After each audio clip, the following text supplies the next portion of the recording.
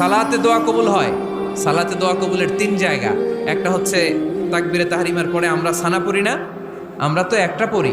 আল্লাহর হাবিব সুন্নাহ এবং নফল নামাজে আরো পড়তেন সানা, ওই দোয়া কবুল হয়। 2 নম্বর জায়গা সালাতে সেজদায় পড়ে দোয়া করলে কবুল হয়। আকরাবু মা ইয়াকুনুল আবদু মির রাব্বিহি ওয়া হুয়া সাজিদ ফাকসিরু ফিহি দুআ। বান্দা যখন সেজদায় লুটিয়ে পড়ে, বান্দা আল্লাহর সবচেয়ে কাছে চলে যায়। তা কিন্তু বিশ্বনবী বলে, সেজদাটা তোমার রবের কুদরতি পায়ের উপরে পড়েছে। সেজদায় পড়ে দোয়া করেন। সালাম ফিরানোর আগে বিশ্বনবী দোয়া করতেন, লা ইউসাল্লিমান্না আহাদুকুম হাত্তা ইয়াতাআওয়াযা মিন আরবা'a।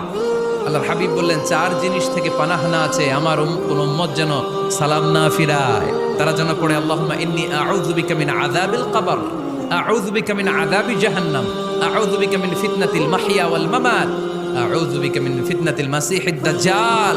আল্লাহ কবরের আযাব থেকে বাঁচাও, আল্লাহ জাহান্নামের আগুন থেকে বাঁচাও, আল্লাহ জীবন